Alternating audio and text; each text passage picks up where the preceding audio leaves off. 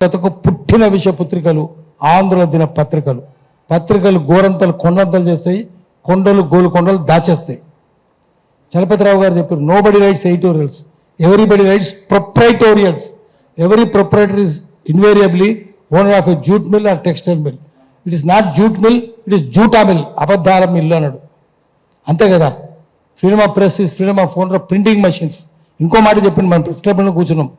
Journalism journalism has become toasting, feasting and fitting job. విందు మందు వినోదం. Journalism which should have been great strain on heart. సమాజంలో జరిగే అన్యాయాలు చూసి హృదయభారంగా ఉండాలి. Great strain on heart has become great strain on liver. Full మందు కొట్టాలి కదా. ఎంత కష్టం. Cirrhosis of liver, carcinoma of liver ఇవన్నీ వస్తారు రోగాలు. ఇదంతా ఎందుకు చెప్తున్నంటే వాళ్ళు మనకు ఎక్కువ హృదయభారం కలిగిస్తున్నారు. జనం సమస్యలు పట్టించుకుంటున్నారు, వాళ్ళకి హృదయభారం లేదు, వాళ్ళకి కాలేయ భారం అయింది. ఇంత జరుగుతుంటే ఒక్క పత్రిక రాయదు, ఏ పత్రిక రాయదు. ఆఖరి సోషల్ మీడియానే. రఘులాంటి వాళ్ళు పోయి అరెస్ట్ అయినా కూడా గట్టిగా ఎదిరించి, పోలీసులతో తగాదబడి, కలెక్టర్తో తగాదబడి, చెక్కు ధైర్యం పోయి చేసి, ఇట్లాంటి ధైర్యస్తులే కదా. వాళ్ళు అట్లా కాదు కదా. యజమాని ఏది చెప్తే అది చేస్తారు. యజమానులు రాజకీయ నాయకులు ఏది చెప్తే అది చేస్తారు. తుమ్మల నాగేశ్వరరావు ఏది చెప్తే రామోజీరావు శిరోధార్యం, ఇంకోటి ఉండదు కదా. అందుకని మనం ఉన్నది చెప్పాలి. దానికి పత్రికలు ఏం చేస్తాయి, రాజకీయ నాయకులు ఏం చేస్తారు? రండి, ముందుకు రండి. అది మనం ఒక చిన్న చెప్తా. సత్యము అసత్యము, ఇక్కడ మేము చెప్పింది సత్యాలు అసత్యాలు అర్ధ సత్యాలు. ఎందుకు పెట్టినామంటే ఎపిస్టెమాలజీ అని ఒక శాస్త్రం ఉంది. ఎపిస్టెమాలజీ అంటే సత్య శోధన శాస్త్రం. సత్యాన్ని పట్టుకోవాలంటే you have to get to truth, you have to separate its enemies from truth. సత్యానికి శత్రువు నుంచి సత్యాన్ని విడదీస్తే సత్యం దొరుకుతుంది. లేకపోతే అన్ని శత్రువులు ఎట్లుంటారు, అట్లనే ఉంటారు, సత్యం లాగానే ఉంటారు. ఏది సత్యమో ఏది అసత్యమో ఏది అర్ధ సత్యమో తెలియదు. శత్రువులు ఎవరెవరంటే పత్రికలు అదే చేస్తున్నారు, రాజకీయ నాయకులు అదే చేస్తున్నారు. సత్యం తెలియకుండా కుట్రలు చేస్తున్నారు, జనాన్ని మోసం చేస్తున్నారు, మభ్య పెడుతున్నారు. ఏమేం చేస్తున్నారు, ఏమేం ట్రూత్, సత్యాలు ఏమేమి శత్రువులు అంటే, first lies are enemies of truth. అబద్ధాలు అవి మోసపూరితమని, లైస్ ఆర్ మిస్చివస్. రెండవది అన్ట్రూత్, అసత్యం, అది అమాయకత్వం, చిన్నపిల్ల ఇన్నోసెంట్, చిన్నపిల్లలు చెప్పేది. తూర్పు ఏంటంటే వాడు పడమని చూపిస్తారు, దాంట్లో మోసం ఉందా? అమాయకత్వం కదా, అది అన్ట్రూత్. అది ఇంకోటి half truth is worse than both. ఈ రెండింటికంటే ప్రమాదం అర్ధ సత్యం. ఈ తర్వాత ప్రీవారికేషన్, ఇప్పుడు అవసరమో చెప్పాలి, అడిగిన సమయంలో చెప్పకుండా రేపు చెప్తా ఎల్లుండి చెప్తా అని వాయిదా వేసుకుంటూ పోతుంది. ప్రీవారికేషన్, డిస్టార్షన్, అది కూడా ఒక శత్రువు. ఇంకొక శత్రువు ఏంటంటే సాఫిస్ట్రీ. సాఫిస్ట్రీ అంటే మేధావి, అతి తెలివైనవాడు, వాడు పెద్ద శత్రువు సత్యానికి. దిగజారిన మేధావి వాడు ఏంటంటే అసత్యాన్ని సత్యమని నమ్మబలుకుతాడు, సత్యాన్ని అసత్యమని కూడా నమ్మబలుకుతాడు. అది సాఫిస్ట్, డీజనరేట్ సాఫిస్ట్ అంటారు. అంటే దిగజారిన మేధావులు. అందరు మేధావులే. తెలంగాణ ఎవరు తెచ్చినంటే మేధావులు ఏం చెప్పారు? కేసీఆర్ అన్నాడు. కేసీఆర్ కంటే ముందు బలైన వాళ్ళు బెల్లెత్త పేరు చెప్పారు. ఎవడన్నా గద్దర్ పేరు 6 తుటాలు తీసుకున్నారు కదా. ఇక్రి సిద్ధులు, ముఖా కరుణాకరు, ఆజం అలీ, శ్రీరాములు యాదవ్, ఎంతమందిని చంపేసేవాడు. ఒక్కడు చెప్పడు పత్రికలు, ఏమి రాదు. వీళ్ళకి భారత బెల్లెలత పేరే రాదు. బెల్లెలతను చంపినప్పుడు ఎక్కడ కేసీఆర్? చంద్రబాబు పాదాలు బిసుకుంటున్నాడు. చంద్రబాబు ఏం చెప్తారు? ఇది అన్నిటికంటే వర్స్ట్ ఎనిమీ ఏంటంటే, ట్రూత్కి ఏంటంటే అన్నిటికంటే వర్స్ట్ ఎనిమీ ఈజ్ ఫ్యాక్ట్. వాస్తవం అనేది సత్యానికి అత్యంత ప్రమాదకరమైన శత్రువు.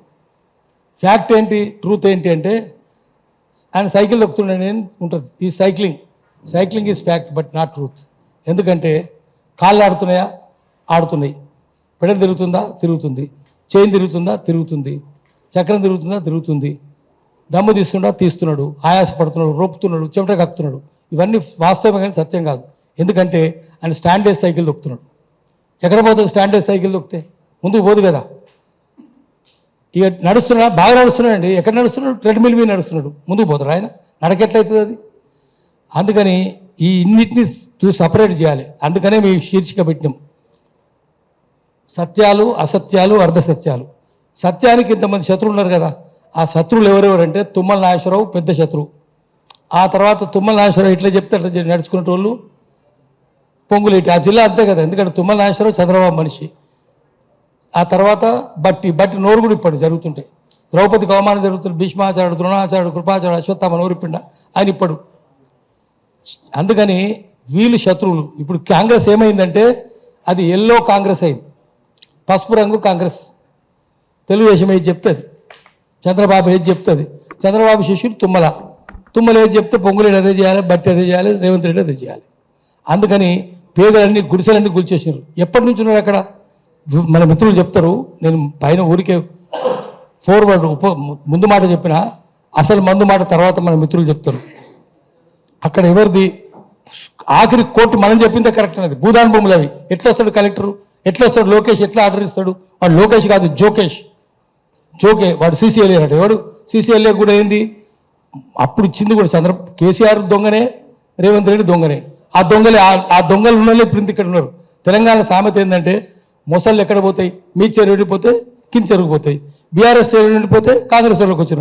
అదే జూపల్లి కృష్ణారావు, అదే పొంగులేటి, అదే తుమ్మల నాగేశ్వరరావు, అదే కడియం శ్రీహరి, అదే కడియం శ్రావ్య, అదే వరంగల్ జిల్లా చూసుకుందాం, అదే కడియం శ్రావ్య, అదే కడియం శ్రీహరి, అదే నరేందర్ రెడ్డి, అదే ఈమె సురేఖ మొగుడు, అంతా వీళ్ళే కదా.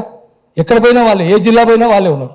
హైదరాబాద్కి వస్తే అదే దానం నాగేందరు, అదే గూడెం మైపాల్ రెడ్డి, అదే ప్రకాష్ గౌడు, ఎవరిని చూసినా వాళ్ళే. ఆ దొంగలే ఉన్నారు.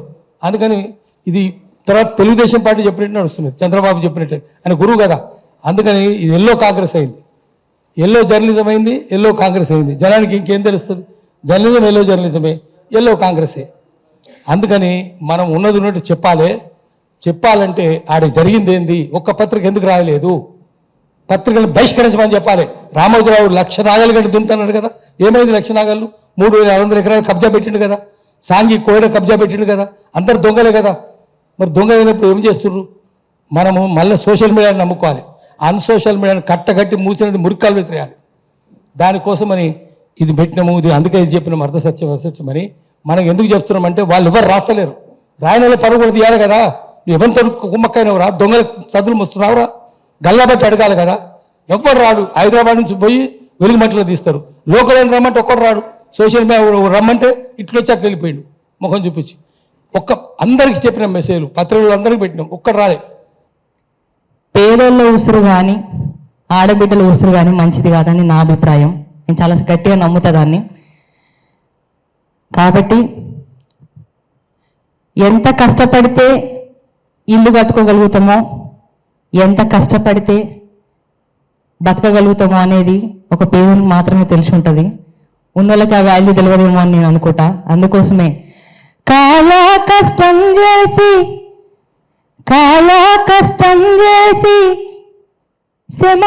సెమటాగార్సి ఇటుక వేసి ఇల్లు కట్టుకున్నాము.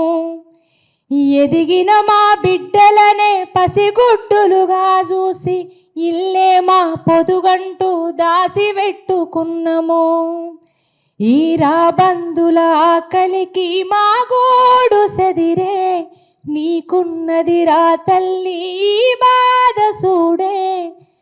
చివరిసారి ఇల్లును చూసుకుంటమే, ఇంత ఇషమన్నా ఎయ్యుర్రి చచ్చిపోతమే. ప్రతి ఒక్క బిడ్డాడ పలికిన మాటలు ఇవి.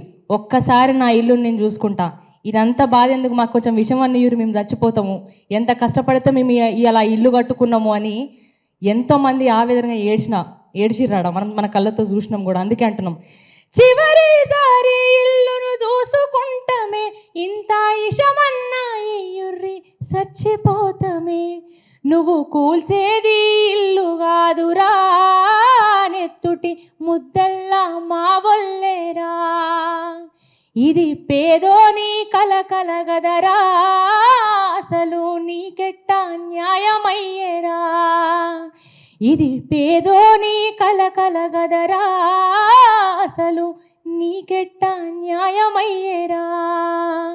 నువ్వు కూల్చేది ఇల్లు కాదురా, నెత్తుటి ముద్దల్లా మా వల్లేరా. ఇది పేదోని కలగదరా, అసలు నీకెట్లా న్యాయమయ్యేరా. Thank you. ఖమ్మం వెలుగుమట్ల బాధితుల తరపున ఇవాళ పత్రిక మీటింగ్ ఒకటి జరిగింది. ఈ మీటింగ్ నిర్వాహకులలో పాషం యాదగిరన్న, పృథ్వీరాజ్ యాదవ్, తొలి వెలుగు రఘు, కాళోజీ దాసర్ శ్రీనన్న, ఇంకా మిగతా తదితర సంఘాలు ఇందులో పాల్గొన్నాయి. అయితే ఇవాళ వెలుగుమట్ల గ్రామంలో జరిగినటువంటి నిర్వాసితుల పట్ల యావత్ ప్రపంచం మళ్ళీ చూసింది. ఎందుకంటే ఒక్కరి ఇండ్లు కాదు, రెండు ఇండ్లు కాదు, వందలాది ఇండ్లను కూల్చివేయడం, 1000 ఇండ్ల దాకా నీలమట్టం చేసినటువంటి పరిస్థితిని మనం చూసినాం. ఈ తీరు సరైనది కాదని మాట్లాడుకోవాల్సినటువంటి పరిస్థితులలో ఇవాళ తెలంగాణ ప్రభుత్వం ఉన్నందుకు విచారకరం వ్యక్తం చేస్తూ, అదేవిధంగా ఇవాళ కోరికొట్లాడి తీసుకొచ్చుకున్నటువంటి రాష్ట్రంలో కాళేశ్వరం ప్రాజెక్టు నిర్మాణం నుంచి ఇప్పటి వరకు నిర్వాసితులైనటువంటి ప్రజలను బాధితులుగానే ఉన్నారు తప్ప వాళ్ళకు పూర్తి న్యాయం జరిగినట్టు ఎక్కడా లేదు. వాళ్ళకు రావాల్సినటువంటి కాంపన్సేషన్ ఏవి దక్కలేదు. ఇవాళ ఖమ్మం వెలుగుమట్ల గ్రామంలో కలెక్టరేట్ ఎదుట 1000 మందికి పైగా అక్కడ మా భూములు, మా స్థలాలు మాకేదో చూపించమని అడుగుతున్నటువంటి దాన్ని మనం ఇప్పుడే ఇక్కడ లైవ్లో ఉన్నప్పుడే మనకు అవి కనిపించింది.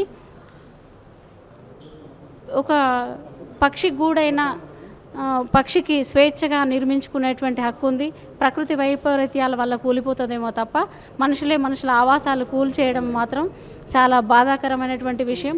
ఈ ఖమ్మం వెలుగుమట్లలో మన అమాలి సీనన్న కనపడతాడు. ఎందుకంటే వాళ్ళు అమాలి పని అంటే పార తట్ట పనులన్నీ చేసి ఎంతో కష్టపడి శ్రమ ఓర్చి అతను రూపాయి పోగేసి తల్లి నలుగురు కష్టం చేసుకొని ఇల్లు నిర్మించుకుంటే ఆ ఇల్లు కూల్చిన ఆ బాధితుని రోదనలు ప్రపంచం చూసింది. అంతేకాకుండా రేపు మాపో కాన్పయ్యేటువంటి నిండు గర్భిణులను కూడా రోడ్ల మీద వేసినటువంటి పరిస్థితి. పాచి పనులు చేసుకునే వాళ్ళు, గుండెకు సంబంధించినటువంటి రోగాలు కలిగినటువంటి వాళ్ళు, అనేక సమస్యలతో ఉన్నటువంటి ఆరోగ్య సమస్యలు ఒకవైపు చుట్టుముట్టినాయి. ఇంకొక వైపు ప్రభుత్వం తుమ్మల నాగేశ్వరరావు గారు కానీ, తర్వాత పొంగులేటి, ఇంకా పాత ప్రభుత్వంలో గత పాత ప్రభుత్వం బీఆర్ఎస్లో వాళ్ళే ఉన్నారు. మళ్ళీ తర్వాత పార్టీ మారి వాళ్ళ రాజకీయ ప్రతిష్టల కోసం మళ్ళీ వచ్చి కాంగ్రెస్లో కూడా వాళ్ళే ఉన్నారు. ఎటొచ్చి ప్రజలను మొత్తం నిర్వీర్యం చేయడంలో వీళ్ళు కంకణం కట్టుకున్నారు. పేద ప్రజల ఉసురు పోసుకోవడంలో వీళ్ళు ముందుంటున్నారు. ఈ విషయం పట్ల వెలుగుమట్లలో కొన్ని రాజకీయ పార్టీలు ఆడ చేస్తుంది రాజకీయమే, ప్రజలకు బాధితులకు అండగా ఎంత మాత్రం కాదు. అక్కడ కవిత అనే ఒక మహిళ కూడా 10 ఏళ్ళు అక్కడ ఖమ్మంలో వెలుగుమట్లలో జరిగితే ఉటావుటిన 24వ తారీఖు జరిగినటువంటి కూల్చివేతలప్పుడు తను రాలేదు. ఫిబ్రవరి 24లో కూల్చేసినప్పుడు రాలేదు. మార్చి 9వ తారీఖున అక్కడ ప్రత్యక్షమైంది. తన లిక్కర్ కేసు తర్వాత ఇంకా తదితర విషయాలపైన ఆమె తిరుపతికి వెళ్ళి ఆమె మొక్కులు చెల్లించుకొని ఆమె అనుకున్న వాళ్ళ కార్యకలాపాల ముగిసిన అనంతరమే ఇక్కడికి రావడం జరిగింది. ఆమె వెలుగుమట్లకు వెళ్ళి నిరాహార దీక్ష ఒకటి చేసి అక్కడ పోలీసులు ఎత్తేస్తే మళ్ళీ వచ్చి తన జాగృతి కార్యాలయంలో ఒక సుకుమారి మెత్తగా పరుపులు వేసుకొని ఇరువైపులా మెత్తలు దూది పరుపులు పెట్టుకొని ఆమె ఉద్యమం అంటే ప్రజలు నమ్మే పరిస్థితి లేదు. ఆమె గత 10 ఏళ్ళుగా ఒకసారి కూడా ఖమ్మం నిర్వాసితుల లాంటివి ఏటిగడ్డకి ఇష్టారం అక్కడ కాళేశ్వరం ప్రాజెక్టు నిర్వాసితుల గురించి కానీ, ఇంటర్ బోర్డు విద్యార్థులు చచ్చిపోయినప్పుడు కానీ, తర్వాత పసుపు బోర్డు విషయాలలో కానీ అనేక విషయాలల్లో వీళ్ళు స్పందించలేదు. ఇప్పటికిప్పుడు నేను ముఖ్యమంత్రి అయితాన ఎజెండాతో సామాజిక న్యాయం పాటించను మహిళ వచ్చి రాజకీయం చేస్తున్నదంతా ప్రజలు చూస్తున్నారు. ఇది ఒకవైపు అయితే వీళ్ళంతా అగ్రకులాల పార్టీలంతా ఏకమయ్యే ఉన్నారు. వాళ్ళు విడివిడిగా లేరు. ఎటొచ్చి ప్రజలకు, సామాన్యమైనటువంటి ప్రజలకు, పేద ప్రజలకు, అట్టడుగు ప్రజలకు వీళ్ళు దాపున లేరు. వీళ్ళకు విద్యను, వైద్యాన్ని దూరం చేయడం, దీంతోపాటు రాజకీయాన్ని దూరం చేయడం, దీంతోపాటు ఆర్థిక వ్యవస్థకు దూరం చేయడం, ఇల్లు కూడా లేకుండా, తలదాపు నీడ లేకుండా కూడా నిర్వాసితులను చేయడంలో వీళ్ళు సఫలమైనరు తప్ప ఇక మిగతా అదేది లేదు. ప్రజలు చైతన్యమవుతుర్రు, మేధావులు కూడా ఆలోచిస్తున్నటువంటి సందర్భం.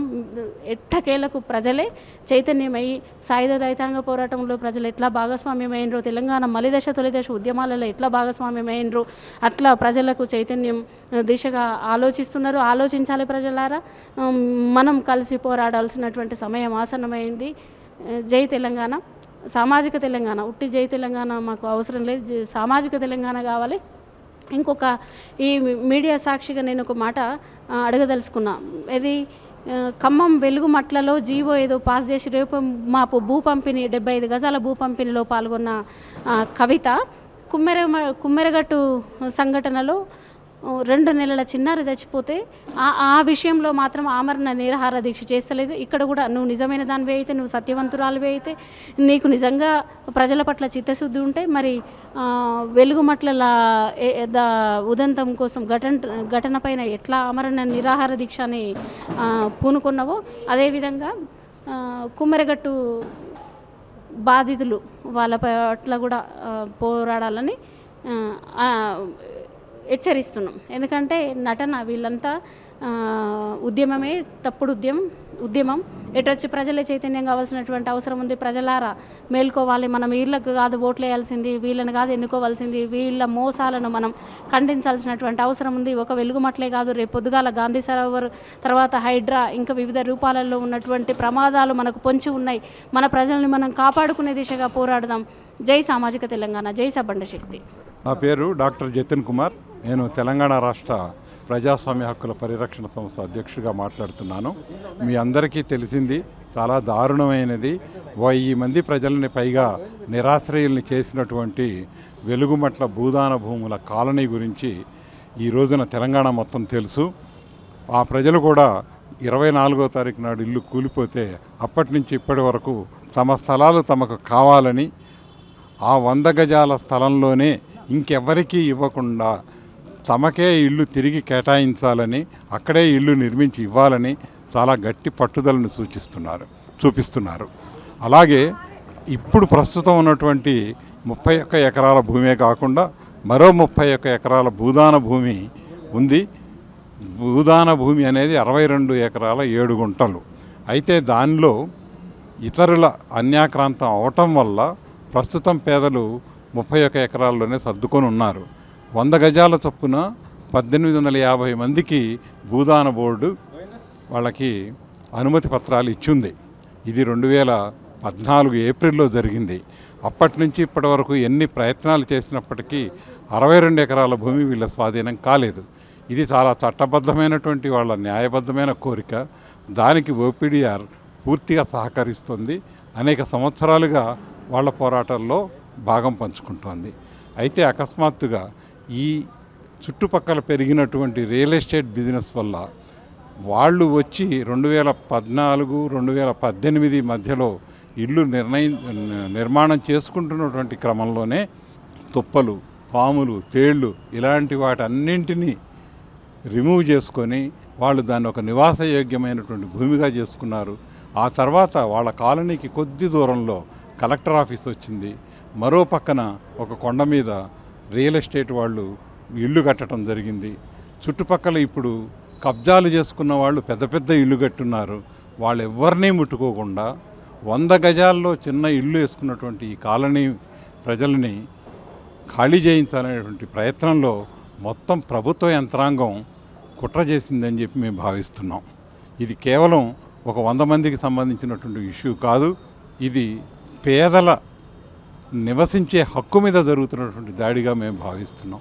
కనీసపు మానవత్వం లేకుండా కొన్ని నిమిషాల్లో పెద్ద పెద్ద యంత్రాలతో ఇల్లు మొత్తం కూల్చేసినటువంటి ప్రభుత్వం వాళ్ళకి కనీసపు తాత్కాలిక వసతి కూడా కల్పించలేదు. ఒక చిన్న ప్రదేశంలో ఒక బిల్డింగ్లో ఇంతమందిని కూర్చోబెట్టి 2 రోజుల్లో వాళ్ళు అక్కడి నుంచి కూడా వెళ్ళిపోవాలని ఒత్తిడి చేసినటువంటి దుర్మార్గం ఈ ప్రభుత్వానికి. ఇటువంటి సమయాలు మొత్తంలో కూడా ఏ రాజకీయ పార్టీలు వాళ్ళ పక్కన నిలబడలేదు. కానీ తర్వాత క్రమంగా రాజకీయ పక్షాలు వచ్చి వాళ్ళ ఉద్యమాన్ని పక్కదారి పట్టించేటందుకు ప్రభుత్వం కూడా కొన్ని కుట్రలు చేసి వాళ్ళలో కొంతమందిని అర్హులని, కొంతమందిని అనర్హులని, కొంతమంది ధనవంతులని, కొంతమంది మాయగాళ్ళని, కొంతమంది అక్రమదారులని ఇలా వాళ్ళని విభజించి ఆధార్ కార్డులలో ఉన్నటువంటి అడ్రస్లను పట్టుకొని మీరు ఈ ఊరికి చెందిన వాళ్ళు కాదు, మీ ఊరికి మీరు వెళ్ళిపోండి అని చెప్పి వాళ్ళని ఒత్తిడి చేస్తూ కంటి తుడుపుగా ఒక 311 మందికి పట్టాలు ఇవ్వటం జరిగింది. మరొక 100 మందికి వేరే గ్రామాల్లో ఇందిరమ్మ ఇల్లు ఇస్తామని చెప్పడం జరిగింది. అసలు ఈ 300 మందిని ఏ విధంగా, ఏ అర్హతల మీద, ఏ ప్రాతిపదికన నిర్ణయించారు అనేది మనం పరిశీలించాలి. ఇప్పుడు ఈ 311 మందిలో కూడా మాకు క్షేత్రస్థాయిలో చేసిన పరిశీలన ద్వారా తెలిసిన విషయం ఏమిటంటే దాదాపు ఒక 40-50 మంది మాత్రమే ఇళ్ళు కోల్పోయిన పేదలు. మిగతా వాళ్ళందరూ ఆయా రాజకీయ పక్షాలకు చెందిన వాళ్ళు పేదలే, కానీ ఆ రాజకీయ పక్షాలు చెప్పినట్టు వినడానికి సిద్ధపడినటువంటి ప్రజల్ని తీసుకొచ్చి ఈ కాలనీలో కూర్చోబెడుతున్నారు. మా వెలుగుమట్ల కాలనీ ప్రజలు ఏమంటున్నారంటే వాళ్ళు పేదవాళ్ళు అయితే వాళ్ళకి ఇల్లు ఇవ్వండి, మాకేం అభ్యంతరం లేదు, కానీ ముందు మా ఇల్లు మాకు చూపించండి, మా ప్రదేశంలో మా స్థలంలో మాకు ఇల్లు కట్టించి ఇవ్వండి అనేటువంటి డిమాండ్ చేస్తున్నారు. ఓపీడీఆర్ దీనికి ఖచ్చితంగా మద్దతు పలుకుతోంది. అదేవిధంగా తాత్కాలికంగానైనా వాళ్ళు ఉపాధులు కోల్పోయారు, తాత్కాలికమైన వసతి లేకుండా ఉంది, కనీసపు ఆహారము సంపాదించుకునేటువంటి అవకాశం లేకుండా పోయింది. కనుక ఇల్లు కట్టి వాళ్ళు శాశ్వత నివాసం ఏర్పరచుకునే లోపు వాళ్ళకు తగిన నష్టపరిహారం ఇవ్వాలి, వాళ్ళ వసతులు కూడా చూడాలని చెప్పి మేము కోరుతున్నాం. Please subscribe to the channel and download the Politicos app from the links in the description.